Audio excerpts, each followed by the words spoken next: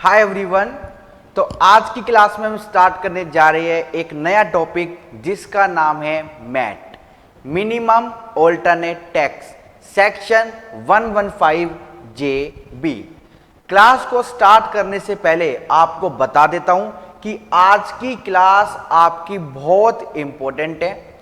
Important का मतलब ये नहीं कि आज की क्लास बहुत मुश्किल होने वाली है, आज की क्लास बहुत टफ होने वाली है।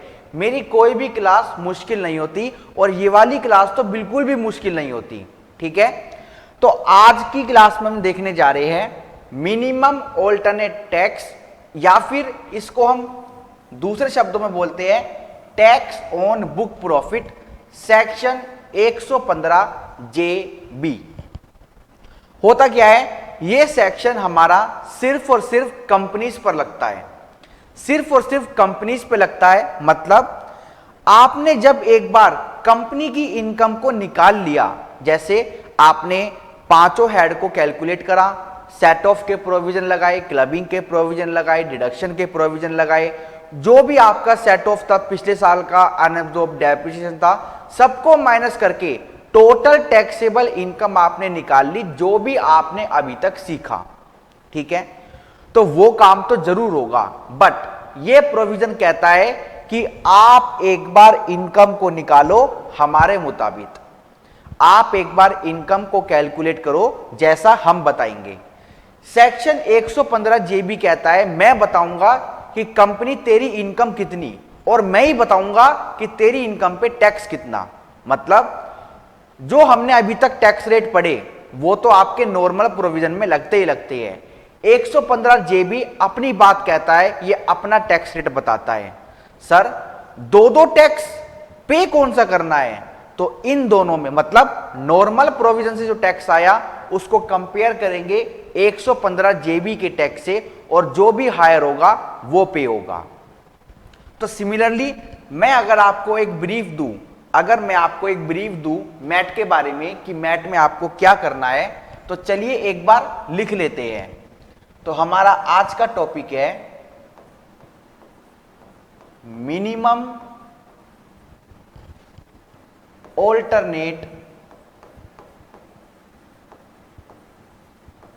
टैक्स। सेक्शन जरूर याद रखना। देखो मैं हर सेक्शन आपको नहीं बोलता याद रखने को, बस जो मैं बोलता हूं उसको मानो। आप जहां से भी पढ़ते हो ना, अगर आप उनकी बात नहीं मानोगे तो फिर आप कितनी भी किताबें पढ़ लो, क्या फायदा। ठीक है, तो जो मैं बोलता हूं उसको समझा करो। तो मिनिमम ऑल्टरनेट टैक्स में हम क्या करेंगे, point number 1, we have to calculate. अच्छा एक बार पॉइंट नंबर 1 में ये लिखते हैं, सबसे पहली बात, MAT is applicable, MAT is applicable only on companies. ये जो मैट के प्रोविजन होते हैं ना, मिनिमम ऑल्टरनेट टैक्स के जो प्रोविजन होते हैं, ये सिर्फ और सिर्फ आपकी कंपनीज पर लगते हैं। किस पर लगते हैं, सिर्फ और सिर्फ आपकी कंपनीज पर लगते हैं। सिर्फ और सिर्फ कंपनीज पर मैट के प्रोविजन लगते हैं, और किसी भी पर्सन पे नहीं लगते, ना इंडिविजुअल पे, ना HUF पे, ना LLP पे, LLP पे भी नहीं लगता, ना पार्टनरशिप फर्म पे लगता है, ना ट्रस्ट पे लगता है, ना AOP पे लगता, ना BOI पे लगता। ठीक है, अब लिखेंगे दूसरा point, under MAT comma we have to compute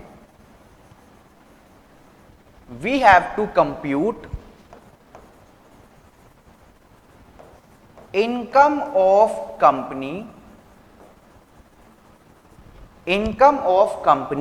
again, दोबारा से निकालनी पड़ेगी एज पर मैट प्रोविजन। ये मैट कोई इंसान नहीं है, कभी आप सोचो कि कोई हमारा ऑथर होगा, उसने अपने नाम पे ये प्रोविजन निकाला, तो हम मैट में क्या करेंगे, दोबारा से निकालेंगे। Again we have to compute income of company again as per MAT provision. ठीक है, उसके बाद लिखेंगे थर्ड पॉइंट, जब हम इनकम को दोबारा निकालेंगे तो ऑब्वियसली बात है टैक्स को भी दोबारा से निकालना पड़ेगा।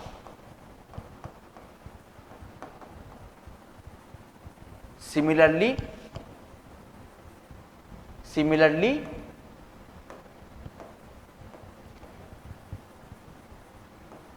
we have to recompute tax of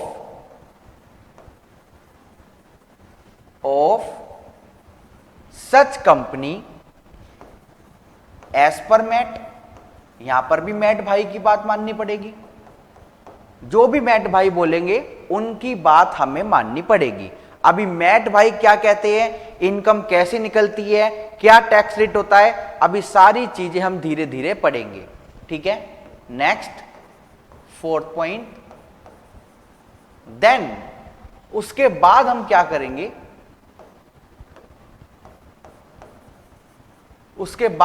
करेंगे, then we have to compare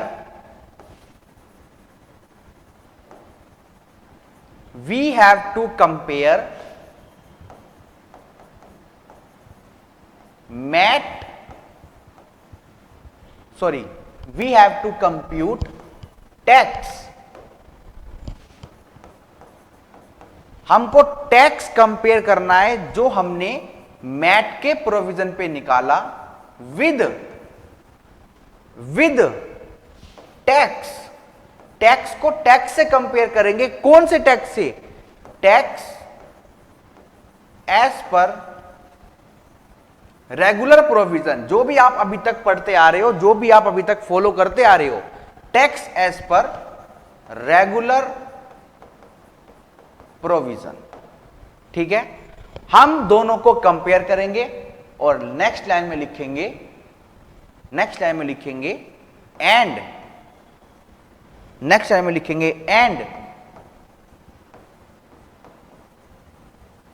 the higher one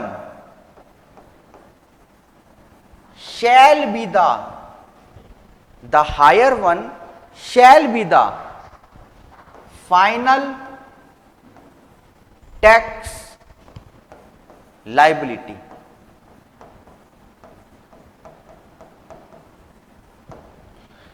हम दोनों टैक्स को कंपेयर करेंगे और इन दोनों में जो भी हायर होगा वो आपका फाइनल टैक्स बनेगा।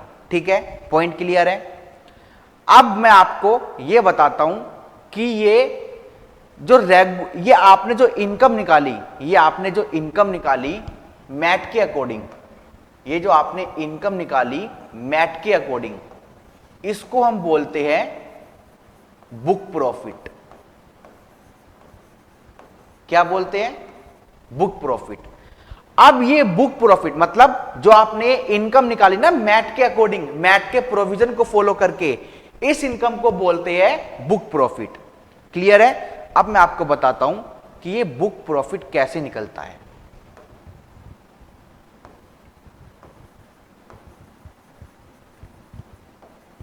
Computation of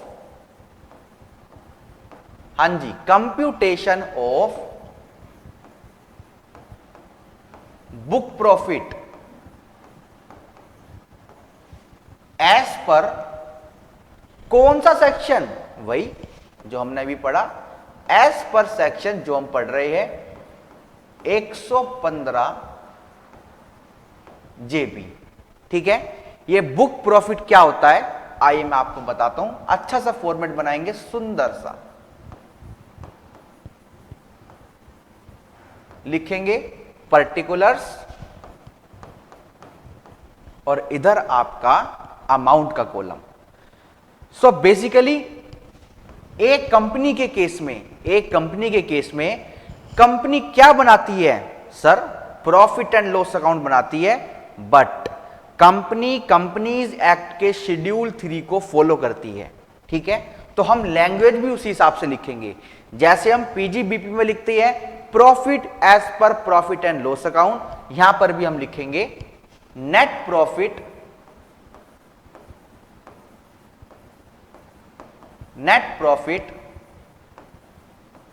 as per schedule 3।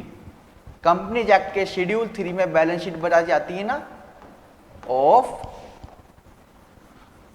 Companies act. अच्छा, आपको एक और इंपॉर्टेंट पॉइंट बताता हूं। सर ये तो बताओ कि ये हम इनकम को रिकम्प्यूट क्यों कर रहे हैं? हम इनकम को रिकम्प्यूट क्यों कर रहे हैं? हम इनकम को रिकम्प्यूट इसलिए कर रहे हैं क्योंकि कंपनी क्या करती है, इनकम टैक्स में बहुत सारी डिडक्शन अवेलेबल होती है, उनको क्लेम कर लेती है।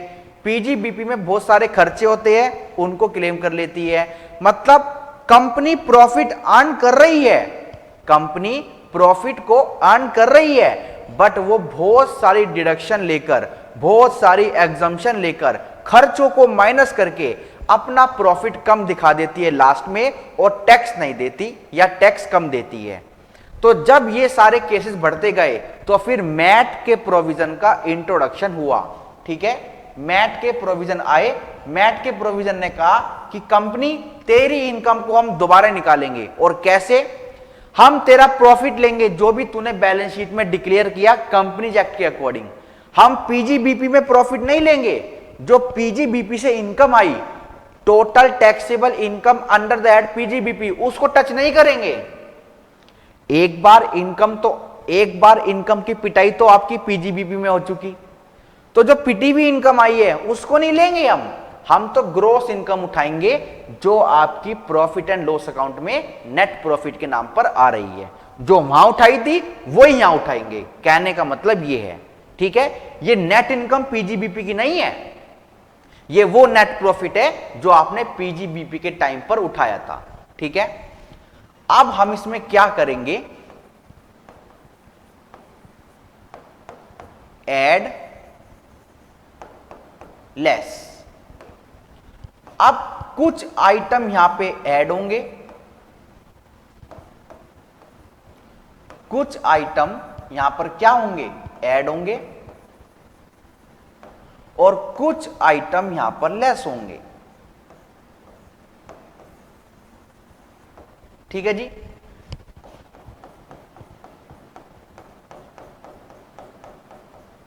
पॉइंट क्लियर है? अब कुछ आइटम ऐड और कुछ आइटम लेस होने के बाद ये जो आपकी अमाउंट आएगी इसको बोलेंगे बुक प्रॉफिट, मतलब इनकम एज पर मैट, मतलब income as per MAT. Bracket में लिख भी देता हूं, इनकम एज पर मैट। ठीक है, अब इस इनकम पे क्या होगा, अब इस इनकम पे टैक्स निकलेगा, टैक्स एज पर मैट। ठीक है जी, और इस टैक्स को हम कंपेयर करेंगे tax as per regular provisions. ठीक है, जो भी आपने पीजीबीपी से टोटल टैक्सेबल इनकम निकाली उस पर जो भी टैक्स बन रहा होगा उसको निकालेंगे। ठीक है, और इन दोनों में जो भी हायर होगा, इन दोनों में जो भी हायर होगा वो आपकी बनेगी final tax liability, final tax liability.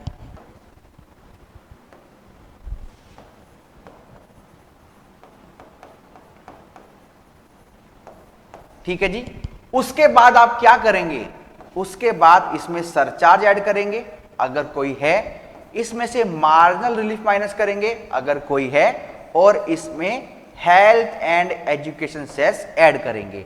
ये मत कंफ्यूज होना कि ये सारे काम इसमें भी करने चाहिए, ये सारे काम इसमें भी करने चाहिए। देखो इनकी परसेंटेज तो फिक्स है ना, चाहे आप दोनों में कर लो या फिर बाद में कर लो, बात तो एक ही है ना। चल ठीक है, चलिए। तो ये सारी भूमिकाएं आपकी मैट की। बस आपको क्या याद रखना है, आपको एक दोस्त होने के नाते बताता हूं कि 16 नंबर की चाबी, 16 नंबर की चाबी इन दोनों आइटम्स में है। बस आपको यह याद रखना है कौन सा आइटम ऐड होगा, कौन सा आइटम माइनस होगा, उसके बाद आपका मैट खत्म। अगर आपने कुछ ज्यादा दिमाग चलाया या आप कंफ्यूज हुए कि यह भी माइनस होना चाहिए या यह भी ऐड होना चाहिए, तो फिर आपका बुक प्रॉफिट गलत आएगा, बुक प्रॉफिट गलत आएगा तो टैक्स गलत आएगा, टैक्स गलत आएगा तो आंसर गलत आएगा, और आंसर गलत आएगा तो नंबर नहीं मिलेंगे। ठीक है, चलिए। तो प्लीज इसको अच्छे से नोट डाउन करना। अब एक बार नोट्स पे जाने से पहले मैं आपको दिखा देता हूं मैट का क्वेश्चन कितने नंबर का आया था। ये हमारा एग्जाम पेपर है दिसंबर 2019 का।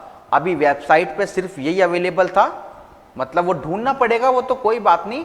हर एग्जाम में हमारा मैट का क्वेश्चन आता ही आता है, और मैं आपको बता देता हूं कि कितने नंबर का ये आया है। क्वेश्चन नंबर 3, क्वेश्चन नंबर 3 ये लो। ये कह रहा है आपको टोटल इनकम निकालनी है, आपको टोटल इनकम निकालनी है और टैक्स लायबिलिटी निकालनी है रेगुलर प्रोविजन को फॉलो करके। ये लिखा है ना, रेगुलर प्रोविजन को फॉलो करके, और 115 जेबी ब्रैकेट में इन्होंने लिख भी दिया, बट आप सेक्शन याद रखना, मैट के प्रोविजन को फॉलो करके for the assessment year 19-20। Note क्या कह रहा है, you have to deal with each and every item given above and provide brief reason. Reason भी बताना है, ठीक है, क्या आइटम ऐड हुआ है और वो क्यों नहीं हुआ। ठीक है, 16 नंबर का क्वेश्चन है, 16 नंबर का। ये रीजन बताने की वैसे ज्यादा आवश्यकता नहीं है। अरे कुछ आइटम ऐड नहीं हुआ या कुछ आइटम लेस हुआ, क्यों हुआ, एज पर मैट प्रोविजन। उसमें रीजन क्या बताए, केस स्टडी लिखी है उसके ऊपर, नहीं, ये नोट तो इन्होंने लिख दिया है वैसे ही। 16 नंबर का क्वेश्चन है यार, 8 नंबर पीजीबीपी के, 8 नंबर मैट के। ठीक है, 16 नंबर का क्वेश्चन है, तो 8 नंबर मैट के हो गए, 8 नंबर पीजीबीपी के हो गए, और अगर मैट भी अकेला आता तो वो भी कम से कम 10 नंबर का तो आता ही आता, कभी कभार 12 नंबर का भी आया है। तो आज की जो हमारी क्लास है वो हमारी 10 से 15% के एग्जाम का पेपर कवर कर रही है। 100 नंबर का आता है तो 10 से 15 नंबर आज आपको मिलने वाले हैं। ठीक है, पॉइंट क्लियर है। तो प्लीज अभी भी अगर कोई अच्छे से पढ़ने नहीं बैठा, नोटबुक निकाल के नहीं बैठा, तो क्लास को रिवाइंड कर ले और फटाफट से जो जो मैंने लिखवाया है, जो जो मैंने समझाया है, वो एक बार पढ़ ले, और इसके बाद हम स्टार्ट करने जा रहे हैं अपनी बुक के प्रोविजन। ठीक है, तो चलिए एक बार फटाफट से नोट कर लीजिए और फटाफट से तैयार हो जाइए। ऑलराइट, चलिए। हाँ जी, तो चलिए एक बार स्टार्ट करते हैं हमारी बुक से कि मैट के प्रोविजन क्या कहते हैं। Section 115 J B. At times it may happen that a company may have generated income during the year, but by taking the advantage of various provisions of income tax law जैसे exemption, deduction, depreciation, income tax में तो heavy rate से depreciation मिलता है, उन सबको claim करके company क्या कर लेती है, it may have reduced its tax liability or may not have paid any tax at all। या तो अपनी टैक्स लायबिलिटी कम कर लेती है या फिर कोई टैक्स पे ही नहीं करती। Due to increase in the number of zero tax paying companies, जब बहुत सारी कंपनी टैक्स पे नहीं कर रही थी, ये बहुत नंबर बढ़ गए थे।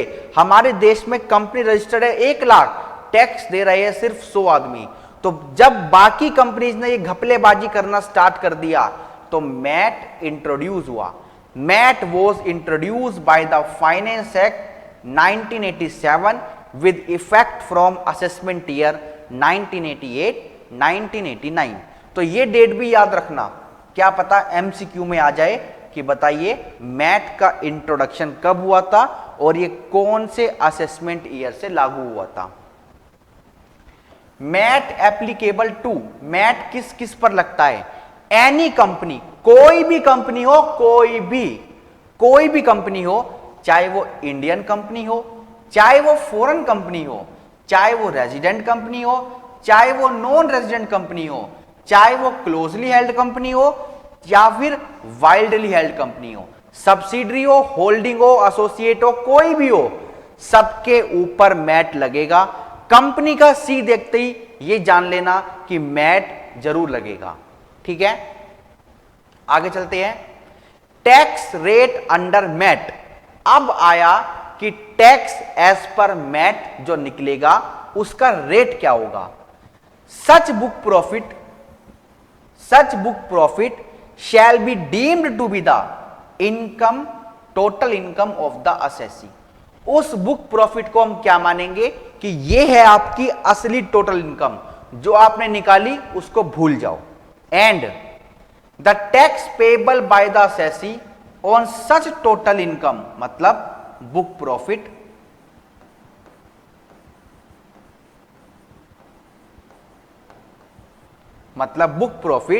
शैल be the amount of income tax at the rate 15% plus surcharge and health and education cess.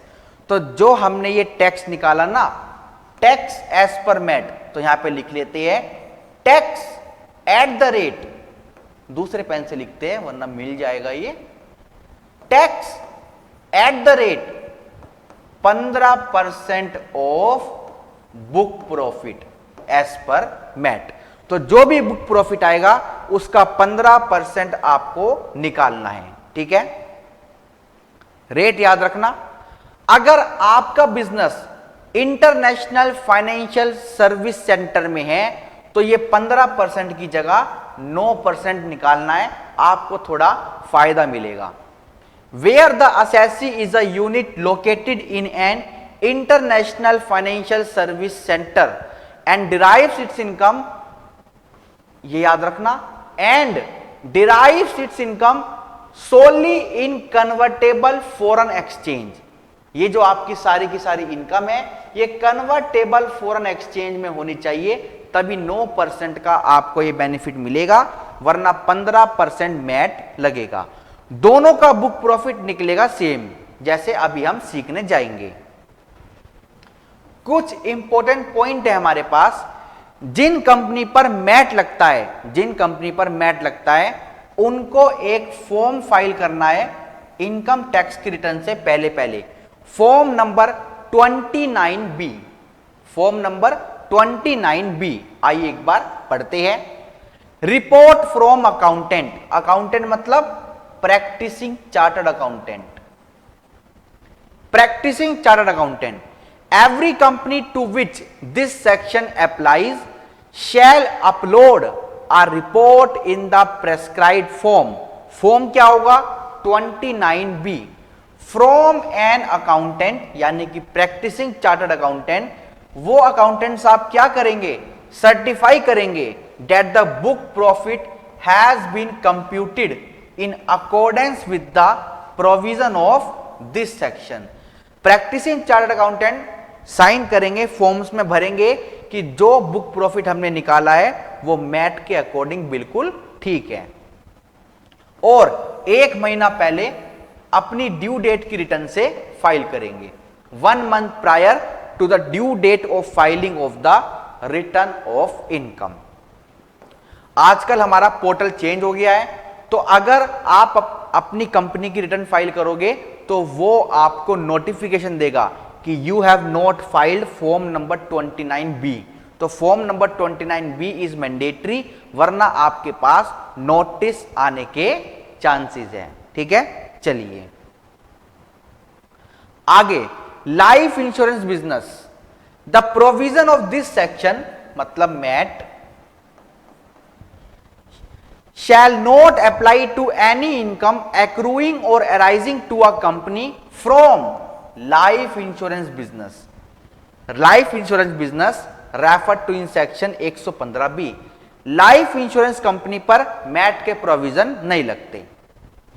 आगे हमने कुछ टैक्स रेट की स्कीम पढ़ी थी, तो ये कह रहे हैं जिन कंपनी ने सेक्शन 115BAA या फिर 115BAB को ऑप्ट कर लिया था उनके ऊपर मैट नहीं लगता।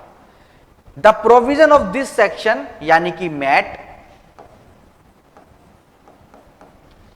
shall not apply to a person who has exercised the option under section 115BAA and under section 115BAB। ठीक है, चलिए advance pricing agreement and secondary adjustment, ये क्या कहते हैं, आइए पढ़ते हैं एक बार। In case of a company where there is an increase in book profit of the previous year due to income of past year included in the book profit on account of an advance pricing agreement entered into the assessee under section 92CC। ये आपका international taxation से related है। बस इतना याद रखो, अगर इस एग्रीमेंट की वजह से कोई पास्ट इनकम आपकी करंट ईयर में इंक्लूड हो गई तो क्या होगा, और on account of secondary adjustment required to be made under section 92CE the assessing officer shall. अगर ये दोनों घटना होती है तो असेसिंग ऑफिसर क्या करेंगे, on application made to him, जब आप उनको रिक्वेस्ट करेंगे इन दिस बिहाफ, इस मैटर में बाय द असेसी, तो असेसिंग ऑफिसर रिकंप्यूट करेंगे book profit of the past year और उस पर टैक्स भी निकालेंगे अगर कोई बनता है तो, bye the assessee during the previous year. पिछले साल की इनकम पे पिछले साल ही आप टैक्स ले सकते थे, बट क्योंकि वो पास्ट इनकम है उसको इस साल इंक्लूड मत करो, पिछले साल की इनकम में इंक्लूड करो, टैक्स बनाओ, जो भी है मैं पे करूंगा, मेरे ऊपर इंटरेस्ट पेनल्टी मत लगाओ। ठीक है, in this situation the provision of section 154 shall apply and the period of 4 years shall be record from the end of the financial year in which sad application is received. देखो लिखा है ना, जब आपने चिट्ठी भेजी हम तब से सारी कार्रवाई करना शुरू करेंगे, पिछला कोई भी पेनल्टी आपके ऊपर नहीं लगाएंगे। This provision shall apply only if the assessee has not utilise the credit of tax paid under this section in any subsequent assessment year 115JAA। ये मैट क्रेडिट क्या होता है, ये मैट क्रेडिट होता है जैसे आपकी tax liability as per normal provision आ रही थी 10,000, बट मैट की वजह से आपको 15,000 पे करने पड़ गए, तो जो ये एक्सेस आपने 5,000 पे किए इसको हम एज अ आईटीसी, जैसे जीएसटी में होता है एज अ आईटीसी अगले साल सेट ऑफ कर सकते हैं, अगले साल सेट ऑफ कर सकते हैं। मतलब अगले साल सेट ऑफ करने की कंडीशन क्या है, ये बात जरा सुन लेना आराम से। अगर आप ये अगले साल 5,000 रुपए सेट ऑफ करना चाहते हो तो पहली कंडीशन क्या है कि उस साल का जो मैट है ना वो ज्यादा होना चाहिए नॉर्मल प्रोविजन से। फॉर एग्जाम्पल अगर हम नेक्स्ट ईयर में आ जाते हैं, अगर हम नेक्स्ट ईयर में आ जाते हैं तो हमारा मिनिमम ऑल्टरनेट टैक्स है 10,000 और tax as per normal provision है 12,000। तो आप ये नहीं कह सकते कि जो ये 12,000 है, आप ये नहीं कह सकते कि जो ये 12,000 है इसमें से मैं, क्योंकि हायर पे करना पड़ेगा आपको, इसमें से मैं 5,000 माइनस कर लेता हूं और 7,000 पे कर देता हूं। आप ऐसा नहीं कह सकते। ठीक है, होगा क्या, नेक्स्ट ईयर अगर आपका मैट आ रहा है 12,000 और आपका tax as per normal provision आ रहा है 10,000, तो इनमें हायर क्या है 12,000। तो अब आपके पास मौका है इस 5,000 को क्लेम करने का जो आपका पिछले साल का बकाया है। अब आपके पास मौका है, ठीक है। तो कंडीशन क्या है कि जिस साल में आप सेट ऑफ करना चाहते हो उस साल का मैट का अमाउंट हायर होना चाहिए, तभी आप माइनस कर सकते हो, वरना आप माइनस नहीं कर सकते, ठीक है। अब मैं आपको यह बता रहा हूं, अगर आपने उस पिछले साल का मैट का क्रेडिट यूटिलाइज कर लिया तो आपको यह ऊपर वाला बेनिफिट नहीं मिलेगा, ठीक है। चलिए, फॉरेन कंपनी क्या कहती है, the provision of this section shall not be applicable and shall be deemed never to have been applicable to an assessee being a foreign company if. ये प्रोविजन फॉरेन कंपनी पे नहीं लगेंगे और कभी नहीं लगेंगे। क्यों? इफ। आइए पढ़ते हैं क्यों। क्यों का आंसर देखते हैं, if the assessee is a resident of a country or a specified territory with which India has an agreement referred to in section 90 or the central government has adopted any agreement under section 90A। ये जो assessee है मतलब foreign company, ये foreign company ऐसी country की resident है, ऐसी country की रेजिडेंट है जिस कंट्री के साथ भारत का क्या है, एग्रीमेंट है। भारत का क्या है, एग्रीमेंट है, चाहे वो 90 में हो चाहे वो सेक्शन 90A में हो। एंड द असेसी वो फॉरेन कंपनी का कोई भी does not have a permanent establishment in India, और उसका कोई भी परमानेंट एस्टेब्लिशमेंट नहीं है इंडिया में, ठीक है, in accordance with the provision of such agreement. यह था पहला मौका।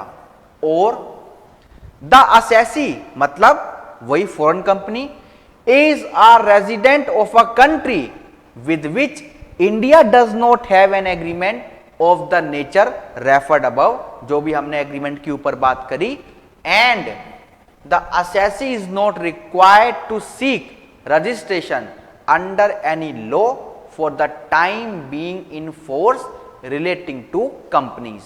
फॉरेन कंपनी जिस देश में रेजिडेंट है उसका इंडिया के साथ कोई एग्रीमेंट नहीं है एंड उसको लेने की जरूरत भी नहीं है। तो जब उसका इंडिया से कोई ताल्लुक ही नहीं है तो उस पर तो वैसे भी नहीं लगेगा, ठीक है।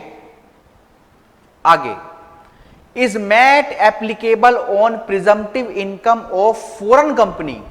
सबकी बात नहीं हो रही, सिर्फ फॉरेन कंपनी की बात हो रही है, क्योंकि फॉरेन कंपनी पे लगने वाले प्रिजम्पटिव सेक्शन कुछ यहां पे स्पेशल है, कुछ यहां पे स्पेशल है। ये क्या है, एयरक्राफ्ट से इनकम हुई तो कितना परसेंटेज, मतलब जितना भी आपने पैसा रिसीव किया सेल का, एयरक्राफ्ट को हायर करके, शिप को हायर करके, ये सब आपके प्रिजम्पटिव वाले सेक्शन है। ये भी हम पढ़ेंगे धीरे धीरे, अभी आगे आएंगे। ये सब आपके प्रिजम्पटिव वाले सेक्शन है जो फॉरेन कंपनी पे लगते हैं और इनमें अलग अलग रेट बताए गए हैं कि सेल का इतना परसेंट इनकम मानेंगे, सेल का इतना परसेंट इनकम मानेंगे। तो इन सब सेक्शन पर मैट नहीं लगेगा। The MAT provision is not applicable to an assessee being a foreign company where its total income comprises only of profits and gains from business referred to in section 44B, 44BB, 44BBA or 44BBB, and such income has been offered to tax at rate specified in those section। आप अगर अपनी income पे in section को follow करके tax देना चाहते हो तो आप दीजिए, आपके ऊपर मैट नहीं लगेगा। अदर प्रोविजन विल अप्लाई, मतलब advance tax, return of income, interest, आपका डिडक्शन, वो सारे के सारे टॉपिक आपके मैट पर जरूर लगेंगे, मतलब सारी कंपनी में जरूर लगेंगे। All other provision of this act like advance tax, interest, return of income etcetera etcetera etcetera shall apply to every company. बस हम पीजीबीपी का कोई भी प्रोविजन यहां पर नहीं लगाएंगे, बाकी सारे के सारे प्रोविजन आपके कंपनी पर लगेंगे। ठीक है, ये आपका एक एग्जाम्पल है। वैसे मैंने बहुत एग्जाम्पल आपको दे दिए, बस उसमें यही बताया गया है। आपको चलो दिखा देता हूं एक बार। हां जी, ये देखो, ये आपका टैक्स है और ये आपका टैक्स है। इन दोनों में जो भी हायर होगा वो आपका फाइनल टैक्स लायबिलिटी बनेगा। तो दोनों अमाउंट सेम है, दोनों अमाउंट सेम है, तो ये हायर टैक्स लायबिलिटी बना और इस पर हेल्थ एंड एजुकेशन सेस लग गया क्योंकि सरचार्ज नहीं लग रहा था। ठीक है, हमने क्या किया, सबसे पहले 30% टैक्स रेट लगाया। 30% किसके हिसाब से? 30% हमने लगाया नॉर्मल प्रोविजन के हिसाब से। ठीक है, और फिर हमने 15% लगाया बुक प्रॉफिट का। ठीक है, बुक प्रॉफिट भी हमारा क्वेश्चन में गिवन है। ये रहा बुक प्रॉफिट और ये आपकी business income as per other provision of the act. ठीक है, चलिए, हां जी, तो यहां से शुरुआत हो रही है इस चैप्टर के और इंपॉर्टेंट पार्ट की। बस अब आपको यह देखना है कि क्या आइटम आपके ऐड होंगे एज इंक्रीज्ड यानी कि ऐड, और क्या आइटम आपके लेस होंगे, क्या आइटम आपके लेस होंगे। उसकी भी टेबल हमारे पास है, ये रही। ठीक है, तो आइए एक बार इसको पढ़ते हैं।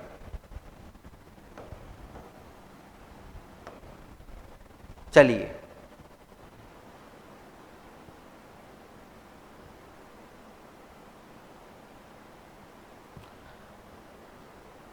हां जी, फटाफट से एक बार पढ़िए। हां जी, तो चलिए, book profit means the profit, book profit means the profit as shown in the statement of profit and loss account for the relevant previous year. जिस साल की भी आप कंप्यूटेशन कर रहे हैं और हम उसमें ऐड करेंगे एज इंक्रीज्ड बाय। ऐड भी तभी करेंगे अगर ये अमाउंट आपने माइनस कर रखे हैं। फॉर एग्जाम्पल, मैथ का क्वेश्चन आया एग्जाम में और उसमें फुटनोट में लिखा है income tax not included above, मतलब ये जब माइनस हुआ ही नहीं तो इसको ऐड क्यों कर रहे हो। हम प्रॉफिट को स्वच्छ बना रहे हैं, हम प्रॉफिट को एडजस्ट करके ठीक बना रहे हैं। अरे जो आइटम डेबिट ही नहीं हुई, जो आइटम ऊपर इंक्लूड ही नहीं है, ऊपर का नेट प्रॉफिट में इंक्लूड ही नहीं है, उसको ऐड या लेस करके क्या करोगे। ठीक है, तो चलिए, आपको ऐड करना है अगर आपने डेबिट कर रखा है अमाउंट ऑफ इनकम टैक्स और उसके प्रोविजन, जैसे इंटरेस्ट, सरचार्ज, सेस।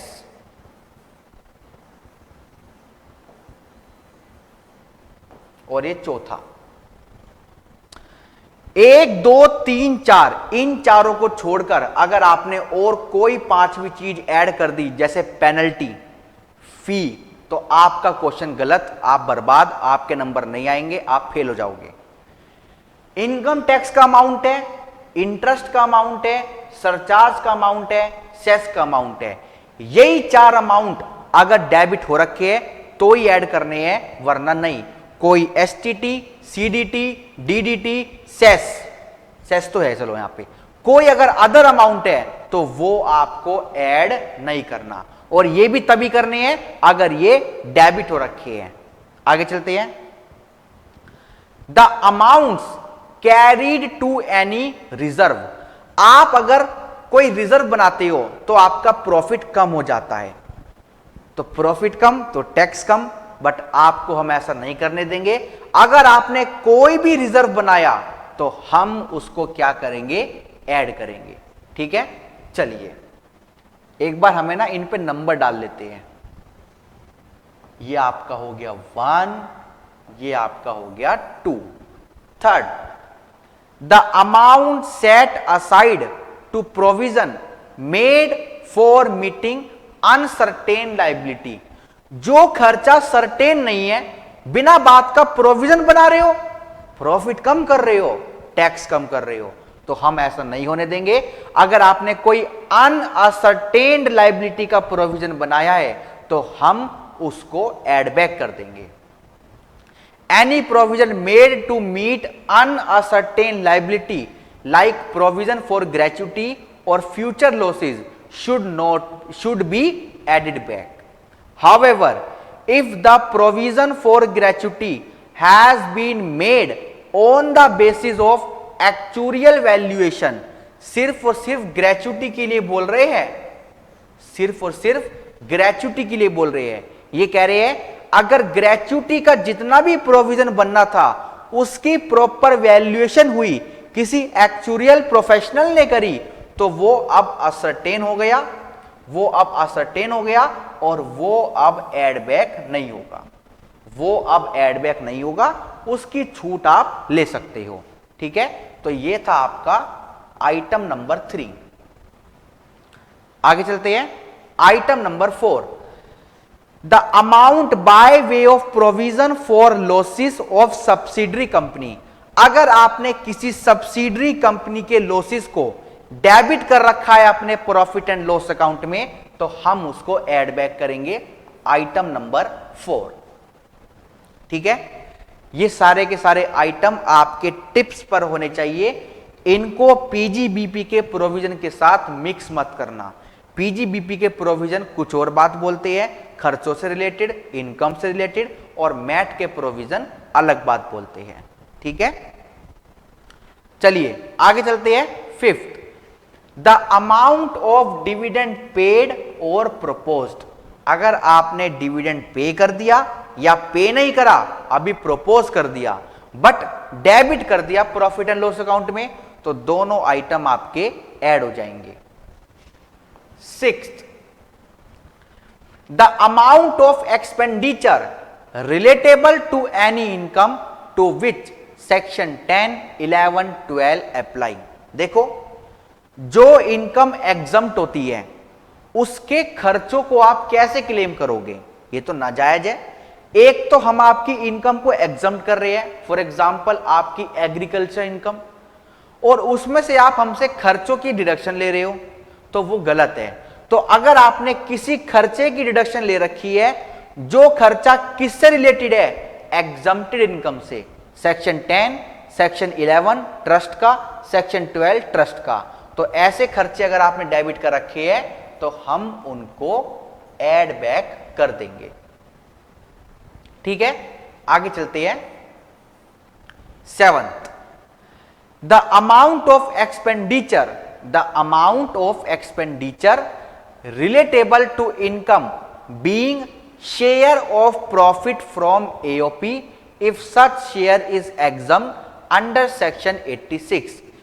जो आपको एओपी से प्रॉफिट का हिस्सा मिलता है ना, वो तो टैक्स फ्री होता है, वो भी एग्जम्प्ट होता है। तो अगर आपने उस प्रॉफिट को अर्न करने के लिए कुछ खर्चा किया और वो खर्चा आपने अपने प्रॉफिट एंड लॉस अकाउंट में माइनस कर दिया, तो हम उसको ऐड बैक करेंगे। ठीक है, ये आपकी थी आइटम नंबर 7। आइए आइटम नंबर 8 जो आपकी ऐड होगी, expenditure relating to following income. किसकी? एक फॉरेन कंपनी की। If tax payable on such income under normal provision is less than 15%। Foreign company की ये दोनों इनकम अगर इन पर नॉर्मल प्रोविजन में जो टैक्स लगता है वो 15% से कम का लगता है, तो हम उन इनकम को मैट में नहीं लाएंगे। अभी आगे देखेंगे हम रिड्यूस वाले आइटम में, तो जिस इनकम को हम मैट में नहीं लाएंगे उस खर्चे की छूट भी आपको मैट में नहीं देंगे। आपने अगर डेबिट किया है तो ऐड करेंगे। अब वो कौन कौन सी इनकम है? The capital gain arising on transaction in security, या फिर कोई इंटरेस्ट, कोई डिविडेंड, कोई रॉयल्टी, कोई fee for technical services chargeable to under section 115A से लेकर 115BB। ठीक है, चलिए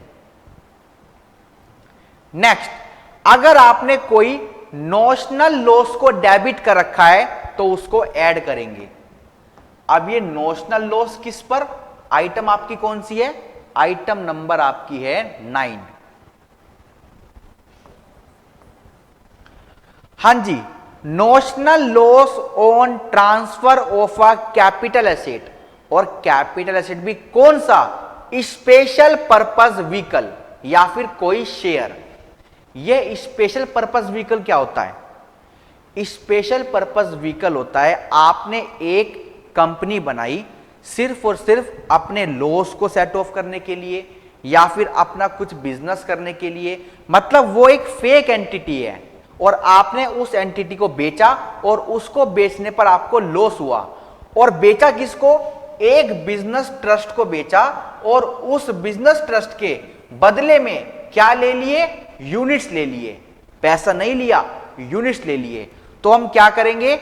यूनिट्स की वैल्यू को कंपेयर करेंगे कैपिटल एसेट की वैल्यू से, और अगर कोई नोशनल लॉस है और अगर आपने वो डेबिट कर दिया तो उसको ऐड करेंगे। सारी इंफॉर्मेशन क्वेश्चन में गिवन होगी, बस आपको तो कैलकुलेट करके नोशनल लॉस निकालना है और देखना है क्या वो डेबिट हुआ है या नहीं। और the amount representing notional loss resulting from any change in carrying amount of said unit or the amount of loss on transfer of unit। अब क्या हुआ? आपको भी यूनिट्स मिल गई बिजनेस ट्रस्ट की, बट उनकी बुक वैल्यू में अगर कुछ गिरावट आई तो ये भी लॉस हो गया। तो आपने ये लॉस भी अगर डेबिट कर रखा है तो हम इसको ऐड करेंगे। दूसरा, आपने उस बिजनेस यूनिट की, आपने जो वो बिजनेस ट्रस्ट की यूनिट आपको मिली, आपने उनको बेचा और उस पर कोई लॉस हुआ तो वो भी आपका ऐड होगा अगर आपने डेबिट कर रखा है। ठीक है, 10th आइटम जो आपकी ऐड होगी, the amounts of expenditure related to income by way of royalty in respect of patent chargeable to tax under section 115 BBF। 115 BBF में भी टैक्स रेट अलग दिए गए हैं, अभी हम आगे पढ़ेंगे, मैट के बाद आएंगे थोड़े से सेक्शन हमारे। तो उसमें भी अगर आपकी कोई इनकम है तो जब हम उस इनकम को हटा देंगे, अभी नीचे देखेंगे हम, जब लेस वाली आइटम पे आएंगे तो उससे रिलेटेड जो भी खर्चा होगा उसको भी आपको माइनस नहीं करने देंगे। 11th, the amount of depreciation. जो भी आपने कंपनीज एक्ट के अकॉर्डिंग डेप्रीशिएशन लगाया है उसको चुपचाप ऐड कर दो, हम बताएंगे क्या माइनस होगा। ठीक है, 12, the amount of deferred tax. अगर आपने डेबिट कर रखा है तो उसको ऐड कर दो। The amount of deferred tax and provision thereof, if debited then add back. 13, the amount set aside as provision. आपने कोई प्रोविजन बनाया, क्यों?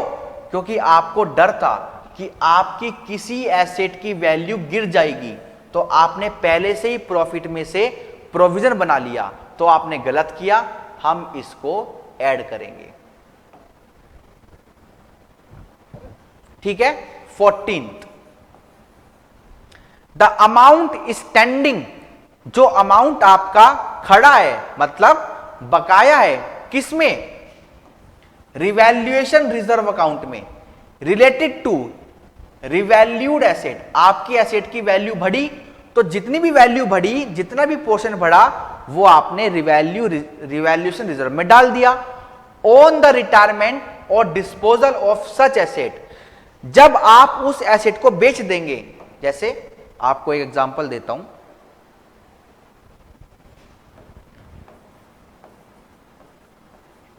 एसेट की बुक वैल्यू थी 10 लाख और एसेट की रिवैल्यूड वैल्यू हो गई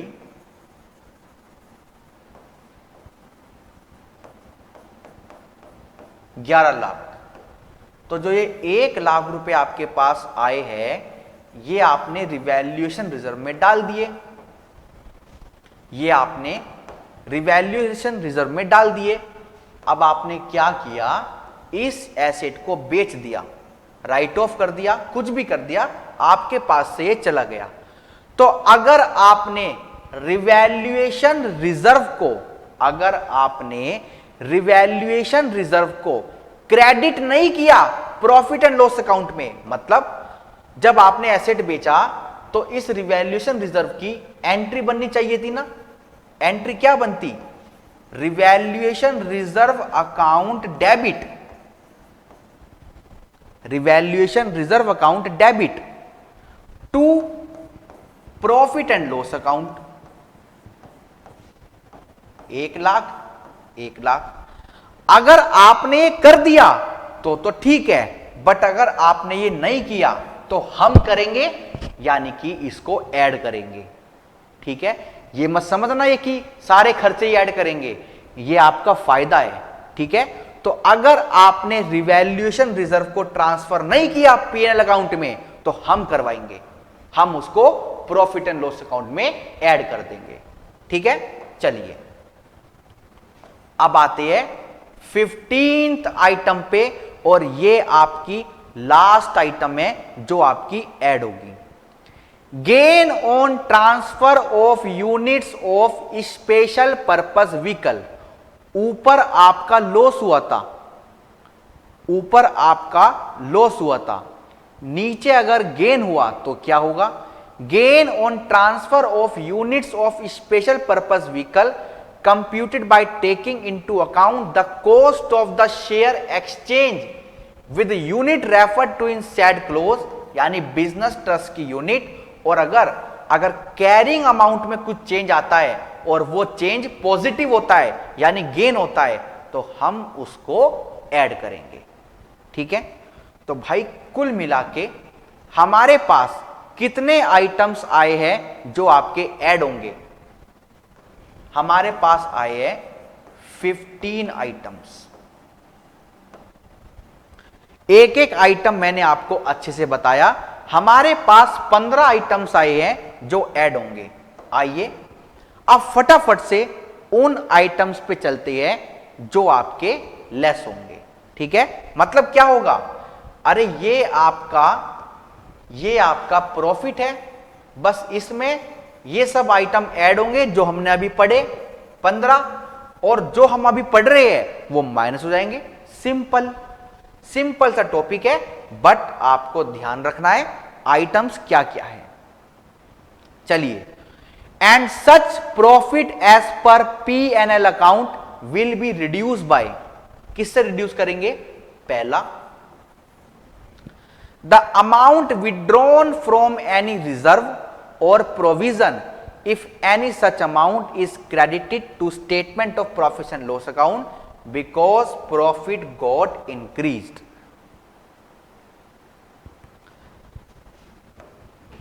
आपने जर्नल रिजर्व से पैसा निकाला और प्रॉफिट एंड लॉस अकाउंट में डाल दिया। ठीक है, तो प्रॉफिट एंड लॉस अकाउंट बढ़ गया, हमें नहीं चाहिए ये बढ़ा हुआ प्रॉफिट एंड लॉस अकाउंट, हम तो अपनी मर्जी चलाएंगे। अगर आपने कोई भी पैसा रिजर्व से निकाला तो हम उसको लेस करेंगे। ठीक है, चलिए, बट रिवैल्यूएशन रिजर्व में ऐसा नहीं करेंगे, उसमें जैसे मैंने ऊपर बताया है वैसे ही करेंगे। The amount of income to which any of the provision of section 10, 11, 12 apply if any such income is credited to the statement of profit and loss account. जो इनकम आपकी एग्जम्प्ट है 10 में, 11 में, 12 में, 10 किसका है, हमारा एग्जम्प्टेड की लिस्ट है, 11 और 12 ट्रस्ट की है। तो जो इनकम आपकी एग्जम्प्ट है, आपने फिर भी क्रेडिट कर रखी है, हम उसको माइनस करेंगे। देखो अब मैं आपको एक चीज बताता हूं, मैंने पहले भी बताई है, जब कोई प्रोविजन बनता है ना तो दोनों पार्टियों को देखकर बनता है। अब अगर यहां पे हम एग्जम्प्टेड इनकम को माइनस नहीं करते तो असेसी आपको बोलता ना, इनकम टैक्स ऑफिस में असेसी गुस्सा लेके आता बहुत सारा कि आपने एक कैसा प्रोविजन बनाया है, आपने क्या कर दिया, आपको कुछ नहीं आता, भारत सरकार खराब है, बीजेपी खराब है, कांग्रेस खराब है, पता नहीं क्या होगा हमारे देश का। तो इसलिए ये सब चीज बहुत सोच समझ के बनती है। अब ऊपर आपने खर्चे को एड बैक किया था, जो खर्चा किससे रिलेटेड था, ऐसे प्रॉफिट से जो एओपी से मिला वो एग्जम्प्ट है। तो एओपी से जो इनकम मिली अगर वो क्रेडिट हो रखी है तो उसको भी लेस करेंगे। ठीक है, आगे चलते हैं। ऊपर आपने फॉरेन कंपनी के खर्चे ऐड करे थे जो इन दोनों इनकम से रिलेटेड है और जिन पर 15% से टैक्स रेट कम लगता है। तो जिन खर्चों को आपने ऐड बैक किया उन इनकम को माइनस करो, जिन खर्चे की छूट आप नहीं दे रहे उस इनकम पे टैक्स लगाने का अधिकार आपको नहीं है।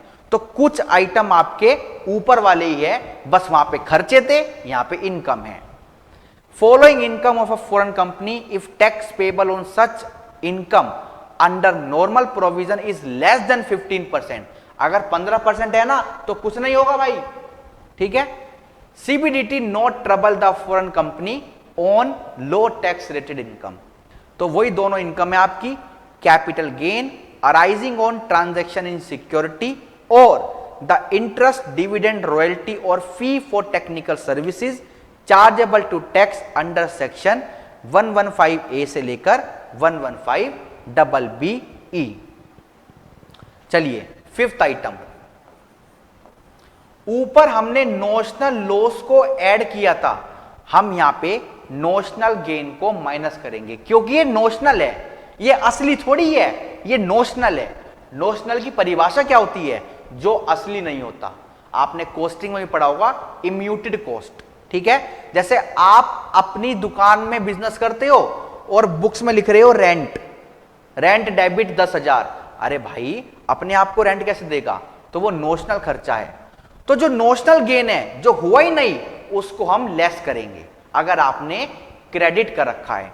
शब्दों पे ध्यान देना मेरे, वही आपका notional gain on transfer of capital asset being share of a special purpose vehicle to a business trust in exchange of unit allotted by the trust. वहां पे ना ये और नहीं था, ऑफ था, ये ऑफ है, ऑफ। ठीक है, इसको जरा ठीक करेंगे। हां जी, कहां पर थे हम। ठीक है, या फिर आपको कोई नोशनल गेन हुआ है क्योंकि उसकी वैल्यू बढ़ गई, उन यूनिट की वैल्यू बढ़ गई, या फिर आपने उन यूनिट को बेचा और आपको गेन हुआ, तो ये तीनों चीजें को हम क्या करेंगे, लेस करेंगे। Less less less. आगे चलते हैं। अगर आपने एक क्रेडिट कर रखी है, अगर क्रेडिट नहीं कर रखी तो लेस नहीं करेंगे। Sixth item, the amount of loss MAT allow such loss on transfer of unit of special purpose vehicle computed by taking into account the cost of share exchange with unit. जब आपने ऊपर gain को add back, जब आपने ऊपर gain को add कराया था, गेन को टैक्सेबल करा था, अब हम लेस को, सॉरी गेन, जो आपका गेन हुआ है उसको हम माइनस करेंगे। कहां गया, ये रहा। अगर आपको कोई लॉस हुआ है तो उसको माइनस करेंगे। जब आपने ऊपर गेन को टैक्सेबल किया तो हम नीचे लॉस को माइनस करेंगे। On transfer of units of special purpose vehicle computed by taking into account the cost of share exchange with unit. और अगर कैरिंग अमाउंट में कुछ चेंज आता है of the share at the time of exchange as per situation, तो वो भी आपका क्या है, लॉस है, तो उसको भी हम माइनस करेंगे। Seventh item, the amount of income by way of royalty in respect of patent ऊपर इससे रिलेटेड खर्चा ऐड करवाया था, तो नीचे इस इनकम को भी टैक्सेबल नहीं करेंगे, माइनस करेंगे। Section 115 B B F. 8, the amount of depreciation debited to the statement of profit and loss account. अब हम क्या करेंगे, आइए हम क्या करेंगे,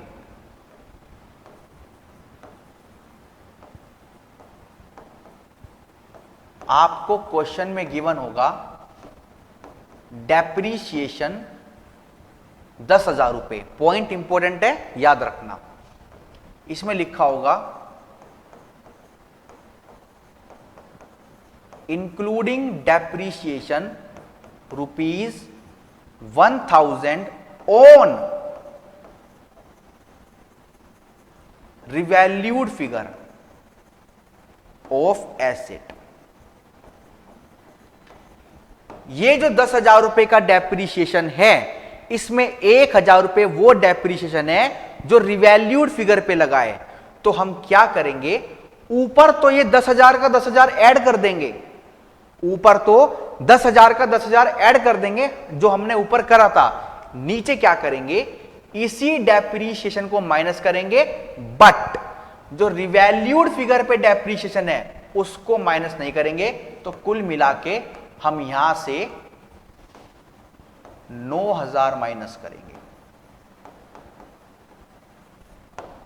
ठीक है जी, चलिए 8th आइटम आपकी हो गई। 9th, the amount withdrawn from revaluation reserve and credited to the statement of profit and loss up to the amount of depreciation on account of revaluation of asset। ठीक है, अब अगर इसी एग्जांपल में हम लिखते हैं कि हमारा जो रिवैल्यूएशन रिजर्व है वो हमने डेबिट किया और प्रॉफिट एंड लॉस अकाउंट में डाल दिया। अगर नहीं डाला तो हम जबरदस्ती डाल देंगे, ऊपर हमने ऐड करवाया था। वो था आपका 900 रुपए। मतलब ये डेप्रीशिएशन है ना, ये डेप्रीशिएशन थोड़ा सा परेशान है। ये कह रहा है कि मेरी क्या गलती है, मुझे क्यों नहीं माइनस होने दे रहे। तो नीचे वाला पॉइंट कह रहा है कि जितना भी पैसा आपने रिवैल्यूएशन रिजर्व से निकालकर प्रॉफिट एंड लॉस अकाउंट में डाला, हम उसको माइनस कराएंगे, बट किस अमाउंट पे रोक देंगे, जितना भी डेप्रिसिएशन आपका रिवैल्यूएशन एसेट पे लग रहा था। ठीक है, जैसे आपका 1000 था तो ये पूरा का पूरा आपका क्या हो जाएगा, लेस हो जाएगा। बट अगर यही रिवैल्यूएशन रिजर्व आपका, अगर यही रिवैल्यूएशन रिजर्व आपका 1100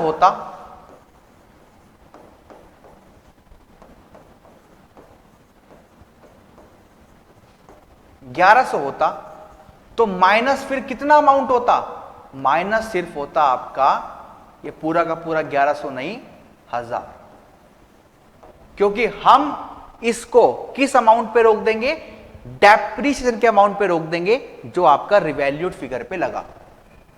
एग्जाम में भी आपको ऐसे करना है तो इस पर ध्यान देना।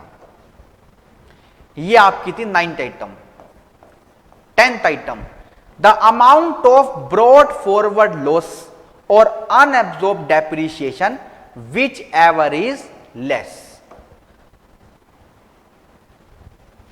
हां जी, कौन सी आइटम है हमारी, item number 10 under less category, जो आइटम आपके माइनस हो रही है। अब हुआ क्या, आपको अगर क्वेश्चन में गिवन है ब्रॉड फॉरवर्ड लॉस,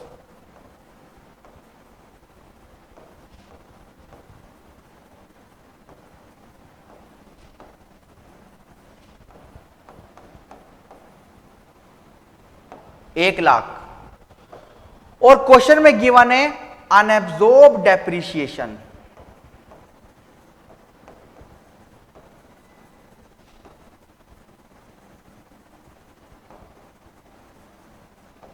क्वेश्चन में गिवन है अनएब्जॉर्ब डेप्रिसिएशन कितना, 1,20,000। तो मैट कहता है कि मैं दोनों की छूट आपको नहीं दे सकता, सॉरी मैं आपको दोनों की छूट नहीं दे सकता, इन दोनों में जो भी लोअर होगा आप उसको माइनस कर सकते हो, ठीक है, इन दोनों में जो भी लोअर होगा आप उसको माइनस कर सकते हो। बट मैट कहता है अगर आप सिक कंपनी हो, अगर आप थोड़ी कंपनी परेशान हो तो इस केस में मैं आपको छूट दूंगा, मतलब सिक कंपनी तो नीचे है, आपको इन दोनों केसेस में मैं आपको छूट दूंगा, मतलब लोअर नहीं, अनएब्जॉर्ब डेप्रिसिएशन भी और ब्रॉड फॉरवर्ड लॉसेस भी दोनों की छूट दूंगा। क्यों? अगर कंपनी एंड इट्स सब्सिडरी या फिर सब्सिडरी की सब्सिडरी वेयर ट्रिब्यूनल अदालत ने क्या किया, on an application moved by the central government, केंद्र सरकार के कहने पर सेक्शन 241 कंपनीज एक्ट का फॉलो किया और अदालत ने सारे के सारे बोर्ड ऑफ डायरेक्टर आपकी कंपनी के हटा दिए और नए बोर्ड ऑफ डायरेक्टर को अपॉइंट कर दिया, who are nominated by the central government under section 242 of the said act. या फिर ऐसी कंपनी जिसके खिलाफ, ये दोनों ऑप्शन के बीच में और है, ऐसी कंपनी जिसके खिलाफ corporate insolvency resolution process start हो चुकी है, एडमिट हो चुकी है by the adjudicating authority under IBC 2016। तो इन दोनों केस में आपको दोनों चीज की माफी मिल जाएगी, आप दोनों चीज माइनस कर सकते हो। तो क्वेश्चन में आपको देखना, अगर ऐसी कुछ इंफॉर्मेशन है तो आप दोनों चीज माइनस कर सकते हो। सिक कंपनी आपकी यहां पर है, अभी क्या है अभी बताऊंगा। तो ये आपका कौन सा आइटम था, आइटम नंबर 10। एक बार नंबर देख लेते हैं, हमने ठीक डाले हैं ना, 1 2 3 4 5 6 7 8 9 10, ठीक है जी। 11th आइटम जो आपकी लेस होगी, the amount of deferred tax, अगर आपने क्रेडिट कर रखे है तो हम उनको माइनस करेंगे, डेबिट कर रखे होते तो हम उनको ऐड करते, ठीक है, सिंपल। 12वां point, last point, the amount of profit of sick industrial company, जो कंपनी सिक है, बीमार है, हम सारे के सारे उसके प्रॉफिट को माइनस कर देंगे, उस पर हम टैक्स नहीं लगाएंगे। For the assessment year commencing from the assessment year relevant to the previous year in which the said company has become a sick industrial company। ये जो बेनिफिट हम सिक कंपनी को देंगे ये कब तक देंगे, जिंदगी भर नहीं, जिस साल में आप सिक हुए, जिस प्रीवियस ईयर में आप बीमार हुए, उसका जो भी असेसमेंट ईयर है हम उस पर टैक्स नहीं लगाएंगे। मतलब उस असेसमेंट ईयर में जब आपकी मैट की इनकम निकाली जाएगी तो आपका ये प्रॉफिट माइनस कर दिया जाएगा। और ऐसा हम कब तक करते रहेंगे, ऐसा हम उस असेसमेंट ईयर तक करते रहेंगे जब तक आपकी नेटवर्थ बिकम्स इक्वल टू और एक्सीड्स एक्यूमुलेटेड लॉस। जो भी आपके रुके हुए लॉस है, अगर आपकी नेटवर्थ उसके बराबर आ गई या उसको एक्सीड कर गई तो उस साल में हम आपका ये बेनिफिट रोक देंगे, फिर अगले साल से आपका ये प्रॉफिट माइनस नहीं होगा, इस पर आपको टैक्स देना पड़ेगा। पॉइंट इंपॉर्टेंट है, अच्छे से इसको पढ़ो।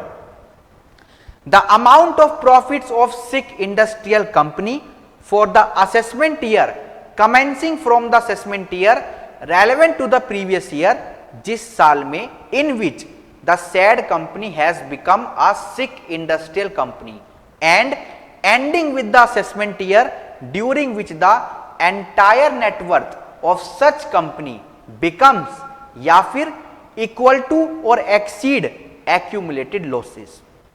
फॉर एग्जाम्पल, आपके रुके हुए खर्चे, आपके रुके हुए लॉस थे 10 लाख, अब आपकी नेटवर्थ हो गई है 10 लाख या फिर 10 लाख 1 रुपया, मतलब आपके लॉस को एक्सीड कर गई।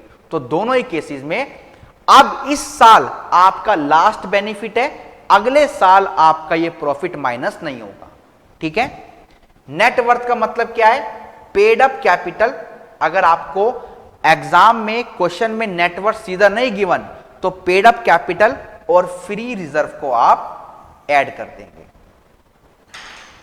ठीक है जी, पॉइंट क्लियर है। तो कुल मिला के हमारे पास 12 आइटम हैं, हमारे पास 12 आइटम है जो माइनस होने हैं।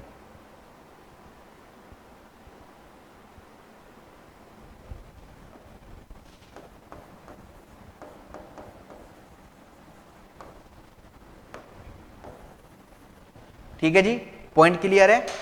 तो इसी के साथ बहुत खुशी हो रही है कहते हुए कि मैट की 95%, मैं तो बोलूंगा 99% बात खत्म हो गई मैट की।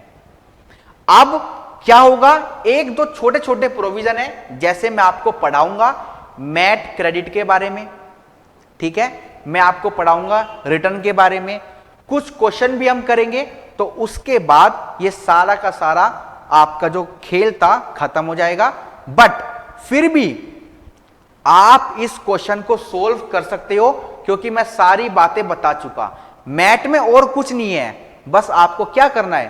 कंपनी एक्ट का प्रॉफिट उठाना है, 15 आइटम ऐड करने हैं, 12 आइटम माइनस करने हैं, जो बुक प्रॉफिट आएगा उस पर 15% टैक्स लगाना है, उस टैक्स को कंपेयर करना है जो भी आपका tax as per regular provision आ रहा है, और फिर जो भी हायर होगा वो फाइनल टैक्स लायबिलिटी बनेगा, उस पर सरचार्ज रिलीफ माइनस होगी अगर कोई है, और सेस लगेगा। सिंपल। ठीक है। तो चलिए आज की क्लास हमारी अच्छी रही। आज की क्लास में हम यहीं रुकते हैं, मिलेंगे अगली क्लास में नई बातों के साथ। All right. तो याद रखना 16 नंबर का क्वेश्चन है मैट पर, सेक्शन 115 जेपी। All right. चलिए, thank you so much, bye bye.